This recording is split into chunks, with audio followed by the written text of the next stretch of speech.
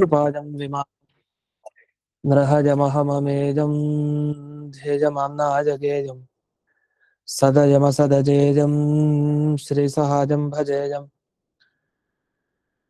तपस्वाध्यायशुश्रूषा कृष्णपूजारतं मुनिं विश्वेशमिष्टदं वन्दे परिम्राट् चक्रवर्तिनं श्रीगुरुभ्यो नमः हरिः ओम् श्रियः पत्ते नित्या गणितगुणमाणिक्यविशदप्रभाजालोल्लासोपहत सकलावद्यतमसे जगज्जन्मस्थेमप्रलयरचनाशीलवपुषे नमो शेषां नाजस्मृतिहृदयदीप्ताय हरजे येन प्रादुरभाविभूमिबलजे विस्तारिको सन्ततिः प्राबोधिश्रुतिपङ्कजं करुणया प्रकाशितत्वं परं ध्वान्तं ध्वंसमनादिसाधुनिकरश्चाकारि सन्मार्गकः तेन व्यासदिवाकरेण सततं मात्याजि मे मानसं व्याप्तिर्यस्य निजे निजे नमः सा पक्षे सपक्षे स्थितिः या वृत्तिश्च विपक्षतोऽथ विशदे सक्तिर्न वै बाधिते नैवास्ति प्रतिपक्षजुक्तिरतुलं शुद्धं प्रमाणं समे भूयात् तत्त्वविनिर्णयाय भगवान्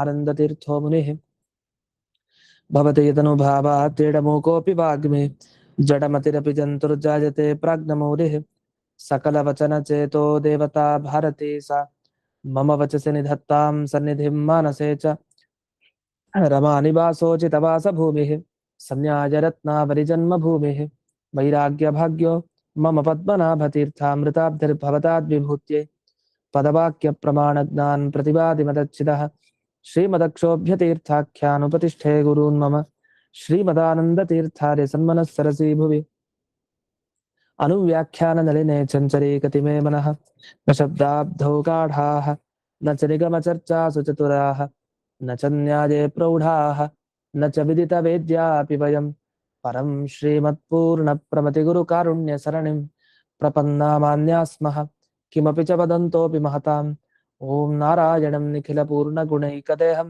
निर्दोषमाप्यतममप्यखिलैः सुवाक्यैः अस्योद्भवादिदमशेषविशेषतोऽपि वन्द्यं सदा प्रियतमं मम सन्नमामि कुपिता हि पणच्छाया समीकृत्या परं सुखं सेवन्ते यत्पदं धीराः तं भजे वल्लभं श्रियः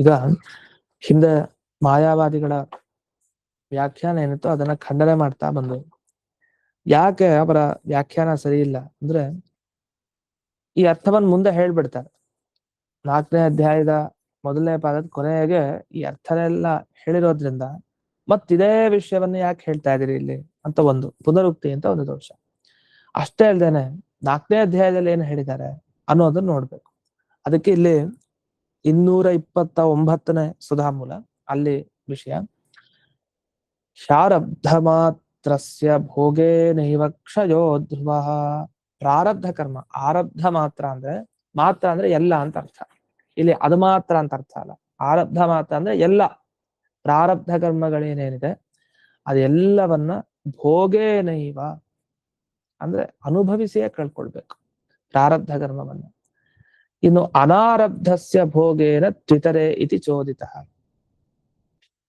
ಇನ್ನು ಅನಾರಬ್ಧ ಅಂದ್ರೆ ಯಾವುದು ಪ್ರಾರಬ್ಧ ಆಗ್ಲಿಲ್ಲ ಅದನ್ನ ಹೇಗೆ ಕಳ್ಕೊಳ್ಳೋದು ಅಂತ ಪ್ರಶ್ನೆ ಅದಕ್ಕೆ ಅದು ಭೋಗದಿಂದ ಅಂತಲ್ಲ ಅದನ್ನ ಜ್ಞಾನದಿಂದಲೂ ನಾವು ಕಳ್ಕೊಳ್ಬಹುದು ಅಲ್ಲ ಇಲ್ಲೇ ಹೇಳಿದಾರಲ್ಲ ಅನುವ್ಯಾಖ್ಯಾನದಲ್ಲಿ ಮಧ್ವಾಚಾರ್ಯರು ಏನಂತಂದ್ರು ಆರಬ್ಧ ಮಾತ್ರಸ್ಯ ಭೋಗೇನ ಏವ ಕ್ಷಯ ಅಂದ್ರೆ ಪ್ರಾರಬ್ಧ ಕರ್ಮವನ್ನ ಕಳ್ಕೊಳ್ಬೇಕು ಅಂದ್ರೆ ಅದು ಅನುಭವಿಸಿಯೇ ಕಳ್ಕೊಳ್ಬೇಕು ಇದು ನಿಶ್ಚಿತ ಅಂತ ಆಚಾರ್ಯರು ಹೇಳ್ಬಿಟ್ರು ಅನಾರಬ್ಧಕ್ಕೆ ಭೋಗೇನತು ಅಂತ ಹೇಳಿದಾರಲ್ಲ ಭೋಗದಿಂದಲೂ ನಾಶ ಪಡಿಸ್ಕೊಳ್ಬಹುದು ಯಾವ್ದನ್ನ ಪ್ರಾರಬ್ಧ ಕರ್ಮ ಅಲ್ಲದೆ ಇರೋದನ್ನ ಅಂತಂದ್ರೆ ಹಾಗಲ್ಲ ಅದು ಭೋಗೇನತು ಅಂತ ಅದೊಂದು ಬ್ರಹ್ಮಸೂತ್ರವನ್ನ ನೆನಪಿಸ್ಕೊಡ್ತಾ ಇದ್ದಾರೆ ಭೋಗೇನ ತ್ವಿತರೇ ಅಂತ ಅದು ಸಮಗ್ರವಾಗಿ ಟೀಕೆಯಲ್ಲೇ ಅದು ಬಂದಿದೆ ಆ ಸೂತ್ರ ಹಾಗಾದ್ರೆ ಜಯತೀರ್ಥರು ಇದಕ್ಕೇನು ವ್ಯಾಖ್ಯಾನ ಮಾಡಿದರೆ ಅದನ್ನು ನೋಡೋಣ ಯಸ್ಮಾತ್ ಅನಾರಬ್ಧಸ್ಯ ಜ್ಞಾನೇನೈವ ಕ್ಷಯ ಎರಡು ಜ್ಞಾನೇನೈವ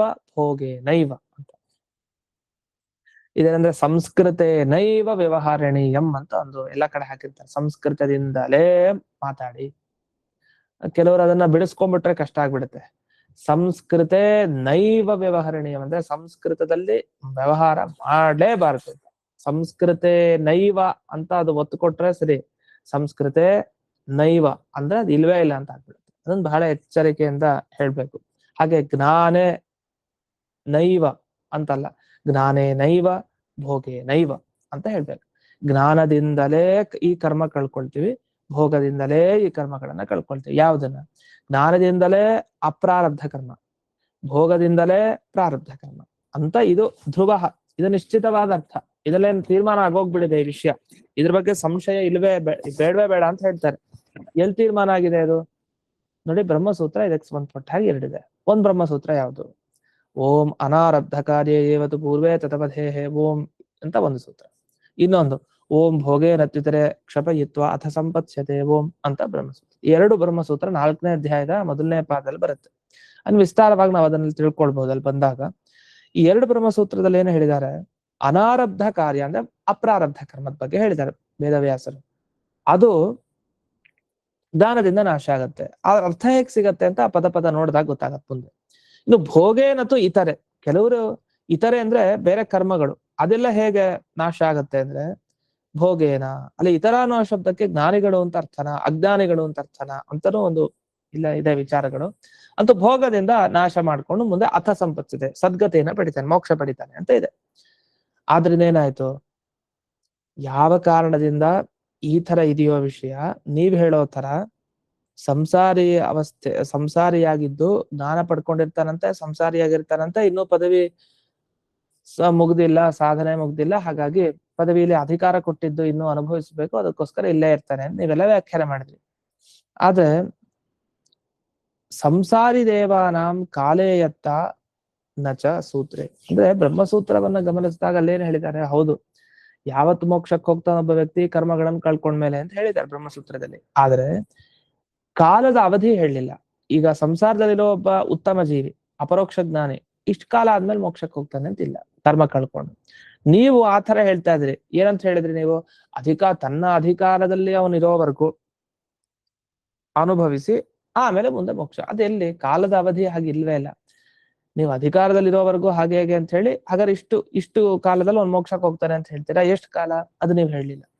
ಅದರಿಂದ ಈ ಸೂತ್ರಗಳಲ್ಲಿ ಈ ಸಂಸಾರಿ ದೇವತೆಗಳು ಯಾರಿದ್ದಾರೆ, ಇನ್ನು ಸಂಸಾರಾವಸ್ಥೆಯಲ್ಲಿರೋ ದೇವತೆಗಳು, ಅವರಿಗೆ ಇಷ್ಟೇ ಕಾಲದಲ್ಲಿ ಮೋಕ್ಷಕ್ಕೆ ಹೋಗ್ತಾರೆ ಅಂತ ಹೇಳಿಲ್ಲ. ಇಷ್ಟೇ ಕಾಲದಲ್ಲಿ ಅಂದ್ರೆ ಇಷ್ಟೇ ಕಾಲದಲ್ಲಿ ಕರ್ಮಗಳನ್ನ ಕಳ್ಕೊಳ್ತಾರೆ ಅಂದ್ರೆ ಮುಂದ್ ಮೋಕ್ಷಕ್ಕೆ ಹೋಗ್ತಾರೆ ಅಂತ. ಹಾಗಾದ್ರೆ ಏನ್ ಹೇಳಿಲ್ಲ ಅಂದ್ರೆ ಪ್ರಾರಬ್ಧ ಕರ್ಮ ಕಳೆಯೋದು ಇಷ್ಟು ಟೈಮ್ ನಲ್ಲಿ, ಅಪ್ರಾರಬ್ಧ ಕರ್ಮ ಕಳೆಯೋದು ಇಷ್ಟು ಟೈಮ್ ನಲ್ಲಿ ಅಂತ ಇಲ್ಲ.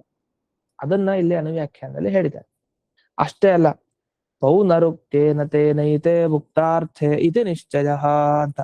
ಇದು ಮೇಲ್ನೋಟಕ್ಕೆ ಹೀಗೆ ಅದು ಇಡೀ ವ್ಯಾಖ್ಯಾನವನ್ನು ಮುಂದೆ ಓದೋಣ. ಆ ಓದಿದಾಗ ತುಂಬಾ ಚೆನ್ನಾಗಿ ಇದೆ ವ್ಯಾಖ್ಯಾನ, ಅದು ಇನ್ನೂ ವಿಶೇಷ ಅರ್ಥ ಆಗುತ್ತೆ.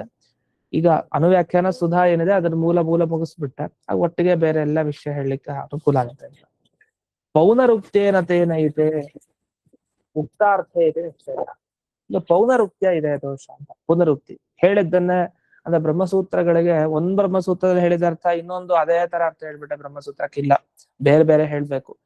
ಅದು ಪುನರುಕ್ತಿ ದೊಡ್ಡ ದೋಷ. ಮತ್ತೆ ಅದೇ ಶಬ್ದನ ಹೇಳೋದು ಅದೇ ಅರ್ಥದಲ್ಲಿ ದೊಡ್ಡ ದೋಷ. ಅದು ಎಲ್ಲಿ ಗ್ರಂಥ ಬರೆಯೋರ್ಗೆ, ಪಾಠ ಹೇಳೋರ್ಗಲ್ಲ, ಪ್ರವಚನ ಮಾಡೋರ್ಗಲ್ಲ.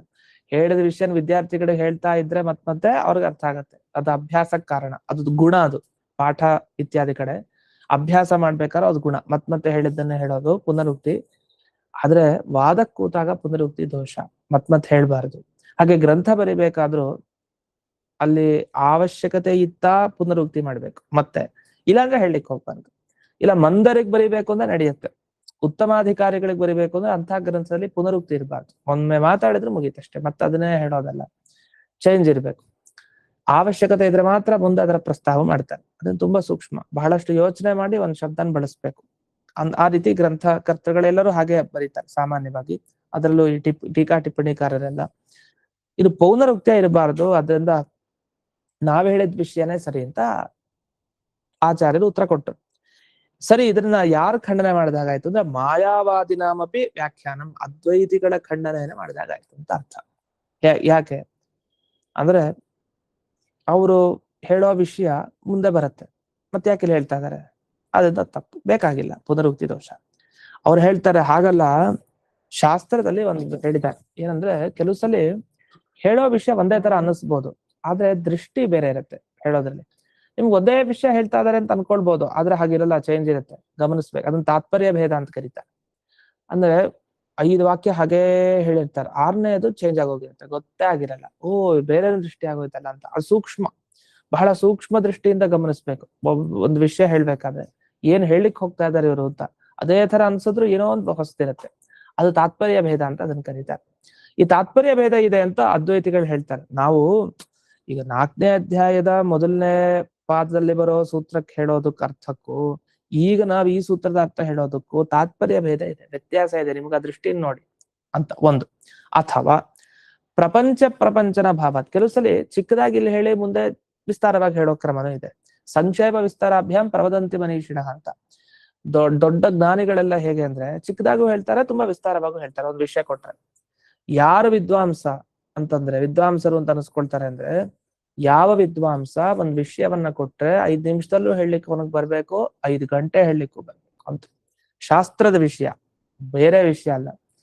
ಈಗ ಪುರಾಣದ ವಿಷಯಗಳು ಅದು ಹೇಳ್ಬೋದು, 5 ಗಂಟೆ 10 ಗಂಟೆನೂ ಹೇಳ್ತಾರೆ ಪುರಾಣದ ವಿಷಯ, ಅದಲ್ಲ. ಆದ್ರೆ ಶಾಸ್ತ್ರದ ವಿಷಯಗಳನ್ನ ತುಂಬಾ ಕಠಿಣ ಪ್ರಮೇಯ ಶಾಸ್ತ್ರದ ಏನೋ ಒಂದು ಇರುತ್ತಲ್ಲ, ಪರಿಷ್ಕಾರಗಳು ಅಂತ ಹೇಳ್ತೀವಲ್ಲ, ಆ ತರ ಅದನ್ನ ಬಿಡಿಸಿ ಹೇಳಲಿಕ್ಕೂ ಬರ್ಬೇಕಷ್ಟೇ, ಚಿಕ್ಕದಾಗಿ ಹೇಳಲಿಕ್ಕೂ ಬರ್ಬೇಕು, ಇಷ್ಟೇ ಇರೋದು ಇದು ಅಂತ.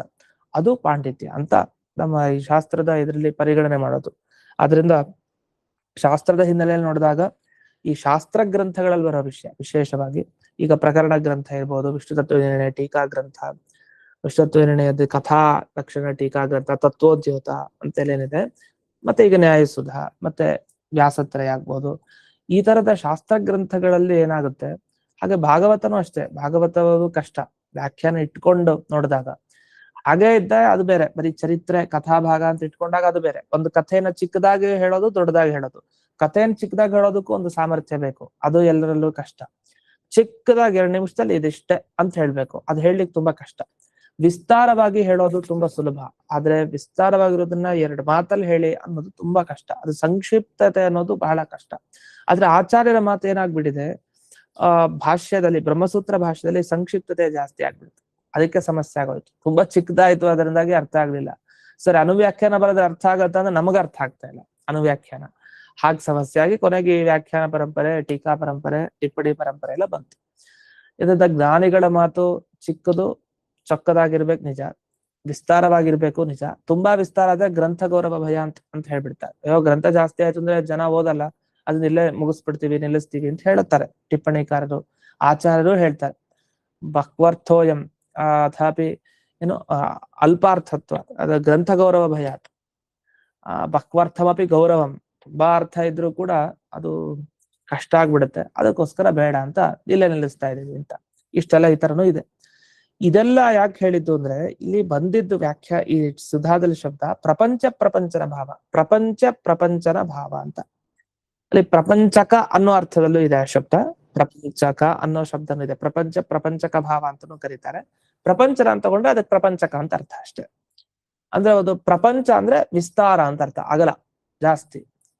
ಒಂದ್ ವಿಷಯನ ಇಲ್ಲಿ ಚಿಕ್ಕದಾಗಿ ಹೇಳಿ ಅದನ್ನೇ ಮುಂದೆ ವಿಸ್ತಾರವಾಗಿ ಹೇಳೋದು, ಅದನ್ನ ಪ್ರಪಂಚಕ ಭಾವ ಅಂತ ಕರೀತಾರೆ. ದೊಡ್ಡದಾಗಿ ವಿಸ್ತಾರವಾಗಿ ಹೇಳೋದು ಚಿಕ್ಕದನ್ನ ಅಂತ.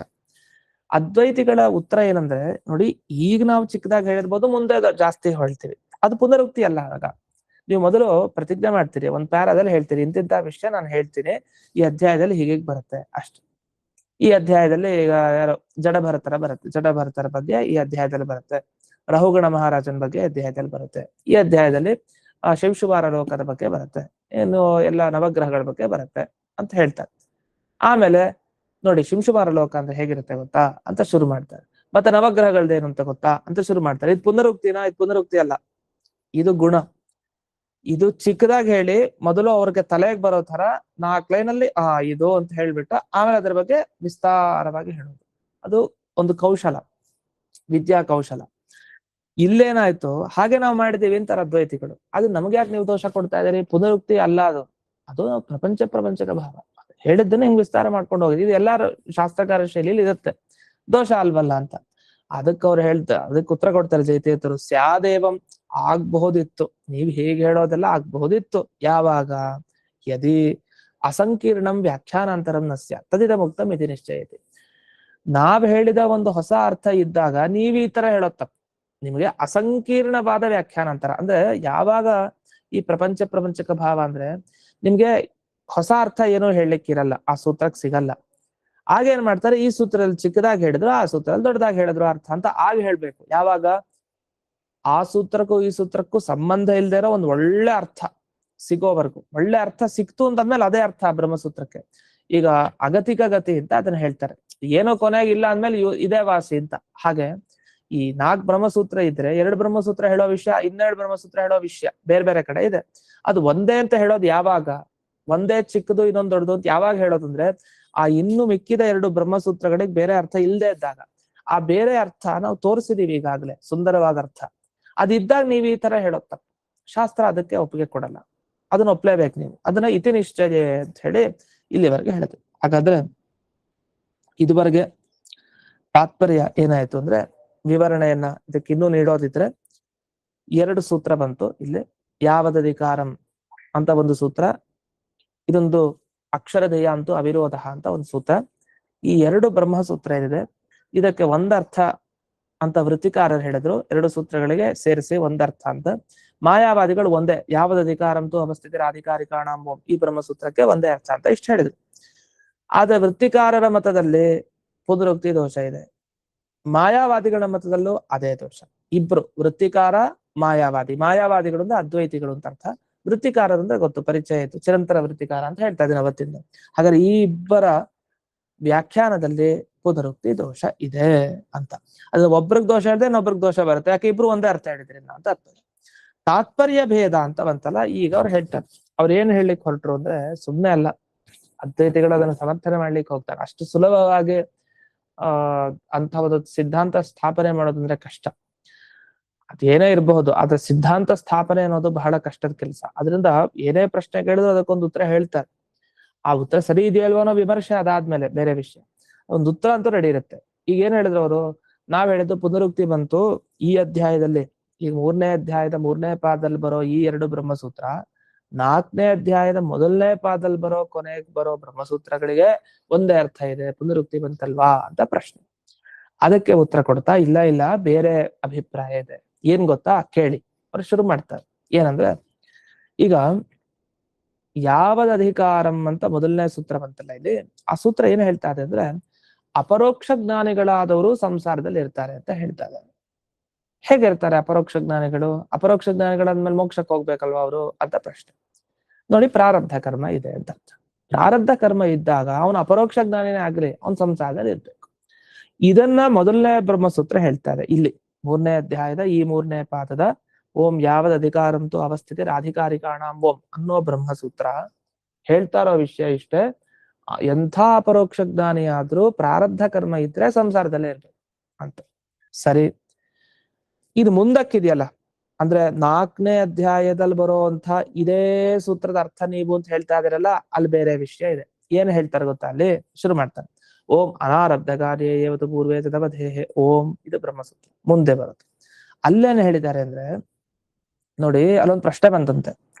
ಈಗ ನೀವು ಹಿಂದೆ 3ನೇ ಅಧ್ಯಾಯದಲ್ಲಿ ಏನ್ ಹೇಳಿದ್ರಿ, ಈಗ ಅಪರೋಕ್ಷ ಜ್ಞಾನಿ ಆಗಿದ್ರು ಅವ್ನ್ ಪ್ರಾರಬ್ಧ ಕರ್ಮ ಇತ್ತು ಅಂದ್ರೆ ಸಂಸಾರದಲ್ಲಿ ಉಳ್ಕೊಳ್ಬೇಕು. ಅಲ್ಲಲ್ಲ ಪ್ರಶ್ನೆ ಬಂತಂತೆ ಇದ್ರ ಮೇಲೆ. ಪ್ರಶ್ನೆ ಬಂದಾಗ ಮುಂದಿನ 4ನೇ ಅಧ್ಯಾಯದ ಸೂತ್ರ ಹೊರಟಿತು. ಏನ್ ಪ್ರಶ್ನೆ? ಅಲ್ಲ, ಜ್ಞಾನದ ಮಹಿಮೆ ಇಷ್ಟೇನ? ಹಾಗಾದ್ರೆ ಜ್ಞಾನ ಅನ್ನೋದು ಬೆಂಕಿ ಅಲ್ವಾ? ಆ ಬೆಂಕಿಗೆ ನೀವು ಚಿಕ್ಕದ್ ಹಾಕಿ ದೊಡ್ಡದ್ ಹಾಕಿ ಆ ಬೆಂಕಿ ಭಗ ಭಗ ಉರಿತಾ ಇರೋದು ಎಲ್ಲವನ್ನು ನುಂಗ್ ಹಾಕ್ಬಿಡುತ್ತೆ. ಅದು ಕೆಟ್ಟದ್ದು ಒಳ್ಳೆಯದು ಅಂತಿಲ್ಲ. ಅದು ಇದು ಬಂದ್ರು ನುಂಗತ್ತೆ, ಅದು ಬಂದ್ರು ಆಗಬಿಡುತ್ತೆ. ಒಟ್ಟ ಅದೇನು ಎಲ್ಲವನ್ನು ತಾನು ನುಂಗಿ ಸ್ವೀಕಾರ ಮಾಡುತ್ತೆ, ಸ್ವಾಹಾಕಾರ ಮಾಡುತ್ತೆ. ಹಾಗೆ ಜ್ಞಾನ ಅನ್ನೋದು ಒಂದು ದೊಡ್ಡ ಬೆಂಕಿ ಅಂದ್ಮೇಲೆ ಇದಕ್ಕೆ ಪ್ರಾರಬ್ಧ ಅದೇನು ಅಪ್ರಾರಬ್ಧ ಅದೇನು, ಹತ್ತಿ ಹಾಕಿ ಮತ್ತೊಂದು ಕಟ್ಟಿಗೆ ಹಾಕಿ ಬೆಂಕಿ ಸುಡೋದೇ ಅದನ್ನ ಸಮೂಲವಾಗಿ ಮಾಡ್ಬಿಡತ್ತೆ, ನಿರ್ಮೂಲವಾಗಿ ಮಾಡ್ಬಿಡುತ್ತೆ, ಯಾವ್ದನ್ನು ಉಳಿಸಲ್ಲ. ಹಾಗೆ ಈ ಕರ್ಮ ತಾನೇ, ಅದು ಪ್ರಾರಬ್ಧನೋ ಅಪ್ರಾರಬ್ಧನೋ. ಜ್ಞಾನ ಬಂದ್ಮೇಲೆ ಅಪರೋಕ್ಷ ಜ್ಞಾನಿಗಳಿಗೆ ಅಂದ್ರೆ ಅಪರೋಕ್ಷ ಜ್ಞಾನಿಗಳು ಅಂತ ಅರ್ಥ ಆಗ್ಲಿಕ್ಕೆ ಹೇಳ್ತಾ ಇದ್ದೀನಿ. ಒಬ್ಬ ಯೋಗ್ಯ ಜೀವಿಗೆ ಅಪರೋಕ್ಷ ಜ್ಞಾನ ಬಂದಾಗ ಜ್ಞಾನದಿಂದ ಅವನ ಪ್ರಾರಬ್ಧ ಕರ್ಮನೂ ಹೋಗ್ಲಿ ಬಿಡಿ, ಯಾಕೆ ಹೋಗ್ಬಾರ್ದು ಅಂತ ಒಂದು ಪ್ರಶ್ನೆ ಮಾಡ್ಕೊಂಡ್ರು. ಎಲ್ಲೇ ಇದು 4ನೇ ಅಧ್ಯಾಯದಲ್ಲಿ, ಇಲ್ಲಿ ಇಲ್ಲ ಅದು ಈ ವಿಷಯ ಇಷ್ಟೇ. ಅಪರೋಕ್ಷ ಜ್ಞಾನ ಅಂದ್ರೆ ಸಂಸಾರದಲ್ಲಿ ಇರ್ಬೇಕು ಪ್ರಾರಬ್ಧ ಕರ್ಮದಿಂದ, ಇದು ಇಲ್ಲಿ 3ನೇ ಅಧ್ಯಾಯದಲ್ಲಿ. 4ನೇ ಅಧ್ಯಾಯದಲ್ಲಿ ಬರೋ ವಿಷಯ ಇದ್ರ ಮೇಲೆ ಒಂದು ಪ್ರಶ್ನೆ ಬಂತು. 3ನೇ ಅಧ್ಯಾಯ ಓದೋನು ಪ್ರಶ್ನೆ ಬಂತು, ಜ್ಞಾನದಿಂದ ಯಾಕೆ ಪ್ರಾರಬ್ಧ ಹೋಗ್ಬಾರ್ದು, ಜ್ಞಾನದಿಂದ ಈ ಬೇರೆ ಅಪ್ರಾರಬ್ಧ ಎಲ್ಲ ಹೋಗತ್ತಂತೆ, ಪ್ರಾರಬ್ಧ ಮಾತ್ರ ಯಾಕೆ ಹೋಗ್ಬಾರ್ದು ಕರ್ಮಗಳು ಅಂತ ಪ್ರಶ್ನೆ ಮಾಡ್ಕೊಂಡು ಅಲ್ಲಿ ನಿರಾಕರಣೆ ಮಾಡ್ತಾರೆ. ಇಲ್ಲಿಲ್ಲ, ಸಾಧ್ಯ ಇಲ್ಲ, ವೇದ ವಾಕ್ಯಗಳೆಲ್ಲ ಇದೆ, ಪ್ರಾರಬ್ಧ ಕಳಿಬೇಕು ಅಂದ್ರೆ ಭೋಗದಿಂದಲೇ, ಅದು ಜ್ಞಾನದಿಂದ ಆಗಲ್ಲ. ದೇವರು ಕಂಡ್ರು, ಅವನ ಅಪರೋಕ್ಷ ಜ್ಞಾನ ಪಡ್ಕೊಂಡ್ರು, ದೇವರೇ ಕಣ್ಮುಂದೆ ಬಂದಿದ್ದಾನೆ, ಅವನ ಜ್ಞಾನನೂ ಆಗಿದೆ, ಆಗಿದ್ರು ಅವನ ಪ್ರಾರಬ್ಧ ಹೋಗಲ್ಲ, ಅದು ಅನುಭವಿಸ್ಕೊಂಡೇ ಹೋಗ್ಬೇಕು ಅಂತ ಇದು ಸಿದ್ಧಾಂತ. ಇಷ್ಟು ಇದನ್ನ ಇವರು ಈ ಸೂತ್ರಕ್ಕೆ ಬೇರೆ ದೃಷ್ಟಿ ಇದೆ, ಆ ಸೂತ್ರಕ್ಕೆ ಬೇರೆ ದೃಷ್ಟಿ ಇದೆ ಅಂತ ಅರ್ಥ ಹೇಳಿ ಬಿಡ್ತಾರೆ. ತಾತ್ಪರ್ಯ ಭೇದ ಇದೆ. ಅದರಿಂದ ನಾವು ಎರಡೂ ಕಡೆ 4ನೇ ಅಧ್ಯಾಯದಲ್ಲಿ 3ನೇ ಅಧ್ಯಾಯದಲ್ಲಿ ಒಂದೇ ವಿಷಯ ಹೇಳುವಂತ ಇದಕ್ ಹೋಗ್ತಾ ಇಲ್ಲ, ಬೇರೆ ಬೇರೆ ಇದೆ ಅಂತ. ಇದು ಒಂದು. ಇನ್ನೊಂದು, ಯಾವದಧಿಕಾರಂ ಅನ್ನೋ ಸೂತ್ರ ಇನ್ನೊಂದು ಕಾರಣದಿಂದಲೂ ಹೊರಟಿದೆ. ಇಲ್ಲಿ ಬಂದಿ ಪ್ರಶ್ನೆ ಏನಂದ್ರೆ, ಇಲ್ಲಿ ಬಂದಿದ್ದು ಈಗ ಅಪರೋಕ್ಷ ಜ್ಞಾನಿಗಳು ಕೆಲವರು ಇದ್ದಾರೆ, ಅಂದ್ರೆ ವಸಿಷ್ಠ ಋಷಿಗಳು, ಶುಕ ಋಷಿಗಳು, ಶುಕಾಚಾರ್ಯರು, ವಾಮದೇವ ಋಷಿಗಳು, ಇವರೆಲ್ಲ ಅಪರೋಕ್ಷ ಜ್ಞಾನಿಗಳು ಇದ್ದಾರೆ. ಇವರಿಗೆ ದೇವರೊಂದು ಪದವಿ ಕೊಟ್ಟ, ಅಧಿಕಾರ, ನೀವ್ ಇಂತಿಂತ ಅಧಿಕಾರದಲ್ಲಿ ಇರ್ಬೇಕು ಅಂತ. ಅವ್ರಿಗೆ ಅಧಿಕಾರ ಕೊಟ್ಟಾಗ ಏನಾಗ್ಬಿಡುತ್ತೆ, ಅವ್ರಿಗೆ ನಿರ್ಗುಣ ವಿದ್ಯೆ ಇದೆ, ಅವರಲ್ಲಿ ನಿರ್ಗುಣ ಉಪಾಸನೆ ಮಾಡಿದ್ರು, ನಿರ್ಗುಣ ಜ್ಞಾನ ಇದೆ ಅವರಿಗೆ, ಅಷ್ಟಿದ್ರು ಅವರು ಮೋಕ್ಷಕ್ಕೆ ಹೋಗ್ಲಿಕ್ಕೆ ಆಗ್ತಾ ಇಲ್ಲ. ಹಾಗಾದ್ರೆ ಏನಾಯ್ತು, ನಿರ್ಗುಣ ವಿದ್ಯೆಯನ್ನು ಮೋಕ್ಷ ನೀವು ಸಾಧಿಸ್ಲಿಕ್ಕೆ ಆಗಲ್ಲ. ಯಾಕಂದ್ರೆ ಪದವಿ ಕೊಟ್ಟಾದ್ಮೇಲೆ ಅವ್ರು ಮೋಕ್ಷಕ್ಕೆ ಹೋಗಿಲ್ಲ ಅಂತ ಅರ್ಥ. ವಸಿಷ್ಠ, ವಾಮದೇವ, ಶುಕಾದಿಗಳೆಲ್ಲ ಅವ್ರು ಇಲ್ಲೇ ಇದ್ದಾರೆ ಅಂತಂದ್ರೆ ಅವ್ರ ನಿರ್ಗುಣ ವಿದ್ಯೆ ಇಲ್ವಾ? ಇತ್ತು, ಆದ್ರೆ ಮೋಕ್ಷ ಕಾರಣ ಆಗಲ್ವಾ ಅಂದ್ರೆ ಇಲ್ಲ, ಅದು ಮೋಕ್ಷ ಕಾರಣ ಆಗುತ್ತೆ ಅಂತ ಹೇಳ್ಬೇಕೇನಾದ್ರು. ಅದ್ ಹೇಗೆ ಅಂತಂದ್ರೆ, ಪ್ರತಿಬಂಧಕ ಇದ್ದಾಗ ಕಾರ್ಯ ಆಗ್ಲಿಲ್ಲ ಅಂದ ಕೂಡಲೇ ಅದಕ್ಕೆ ಶಕ್ತಿನೇ ಇಲ್ಲ ಅಂತ ಅರ್ಥ ಅಲ್ಲ ಅಂತ. ಅಂದ್ರೆ ಉದಾಹರಣೆಗೆ, ಒಬ್ಬ ಜೀವನಿಗೆ ಯೋಗ್ಯತೆ ಇದೆ, ವೈಷ್ಣವ ಜನ್ಮ ಬಂದಿದೆ, ಯೋಗ್ಯತೆ ಇದೆ, ಆದ್ರೆ ಅವನಿಗೆ ಸಾಧನೆ ಮಾಡ್ಲಿಕ್ಕೆ ಆಗ್ತಾ ಇಲ್ಲ, ಏನು ಮಾಡ್ಲಿಕ್ಕೆ ಆಗ್ತಾ ಇಲ್ಲ, ಫಲ ಸಿಗ್ತಾ ಇಲ್ಲ, ಅವನಿಗೆ ಫಲ ಸಿಗ್ತಾ ಇಲ್ಲ. ಯೋಗ್ಯತೆ ಇದೆ, ವೈಷ್ಣವ ಜನ್ಮ ಎಲ್ಲವೂ ಸರಿ, ಆದ್ರೆ ಏನ್ ಬೇಕೋ ಅದು ಸಿಗ್ತಾ ಇಲ್ಲ. ಹಾಗಂತ ಅವ್ನು ಯೋಗ್ಯತೆ ಇಲ್ಲ ಅಂತ ಹೇಳ್ತೀರಾ? ಸಿಕ್ಕಿಲ್ಲ ಅಂದ ಕೂಡ್ಲೆ, ಫಲ ಈಗ ಸಿಕ್ಕಿಲ್ಲ ಅಂದ ಕೂಡ್ಲೆ ಇವನ ಅಯೋಗ್ಯ, ಇವನ್ ವೈಷ್ಣವನೇ ಅಲ್ಲ ಅಂತ ಹೇಳ್ತೀರಾ? ಇಲ್ಲ, ಅದು ವೈಷ್ಣವನಾಗಿರ್ಬಹುದು, ಯೋಗ್ಯತೆನೂ ಇರ್ಬಹುದು, ಎಲ್ಲವೂ ಇರ್ಬೋದು, ಅದೇನೋ ಅವ್ರಿಗೆ ಪ್ರತಿಬಂಧಕ ಇದೆ, ಕರ್ಮ. ಆ ಪ್ರತಿಬಂಧಕ ಇರೋದ್ರಿಂದ ಫಲ ಸಿಗ್ತಾ ಇಲ್ಲ.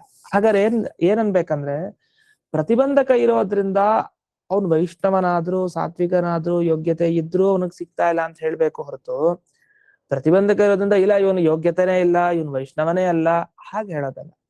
ಫಲ ಸಿಗ್ಲಿಲ್ಲ ಅಂದ ಕೂಡಲೇ ಅವನಲ್ಲಿ ಯೋಗ್ಯತೆನೇ ಇಲ್ಲ, ವೈಷ್ಣವನೇ ಅಲ್ಲ ಅಂತ ಹೇಳೋಂಗಿಲ್ಲ. ಅವ್ನು ವೈಷ್ಣವನೇ, ಅವ್ನ ಯೋಗ್ಯತೆನೂ ಇದೆ, ಆದ್ರೆ ಯಾಕೆ ಫಲ ಸಿಗ್ತಾ ಇಲ್ಲ ಅಂದ್ರೆ ಏನೋ ಒಂದು ಮಧ್ಯ ಪ್ರತಿಬಂಧಕ ಇದೆ ಅಂತ. ಹಾಗೆ ಇಲ್ಲಿ ನಿರ್ಗುಣ ವಿದ್ಯೆ ಮೋಕ್ಷ ಕಾರಣ ಅಲ್ಲ ಅಂತ ಹೇಳ್ಬೇಡಿ, ಅದ್ ಮೋಕ್ಷ ಕಾರಣನೇ. ಅವ್ರಿಗೆ ಯಾಕೆ ಹೋಗ್ಲಿಕ್ಕೆ ಆಗ್ತಾ ಇಲ್ಲ ಅಂದ್ರೆ ಮಧ್ಯದಲ್ಲಿ ಒಂದು ಪ್ರತಿಬಂಧಕ ಇದೆ. ಅದೇನು ಅಂದ್ರೆ ದೇವರ ಅಧಿಕಾರ ಕೊಟ್ಟ, ಏನ್ ಮಾಡೋದು, ಯೋಗ್ಯತೆ ಇದ್ರು, ಎಲ್ಲ ಇದ್ರು, ನಿರ್ಗುಣ ವಿದ್ಯೆ ಸಾಕ್ಷಾತ್ಕಾರ ಆಗಿದ್ರು ಅವ್ನು ಹೋಗ್ಲಿಕ್ಕೆ ಆಗ್ತಾ ಇಲ್ಲ. ಯಾಕೆ, ದೇವರೊಂದು ಅಧಿಕಾರ ಕೊಟ್ಟು ಕೂಡಿಸಿದ್ದಾನೆ, ಅದ್ ಪ್ರತಿಬಂಧಕ. ಹಾಗಂತ ಅವ್ರಿಗೆ ಯೋಗ್ಯತೆ ಇಲ್ಲ ಅಥವಾ ನಿರ್ಗುಣ ವಿದ್ಯೆ ಮೋಕ್ಷ ಸಿಗಲ್ಲ ಅಂತಿಲ್ಲ ಅಂತ ಈ ತರ ಅವರು ಅದನ್ನ ಸಮರ್ಥನೆ ಮಾಡ್ಕೊಳ್ಲಿಕ್ಕೆ ಹೋಗ್ತಾರೆ ಅದ್ವೈತಿಗಳು.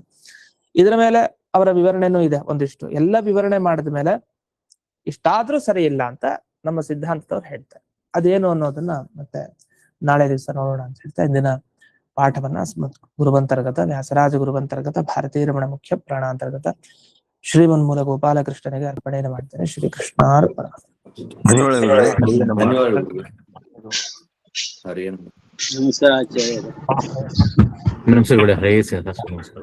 ನಮಸ್ಕಾರ.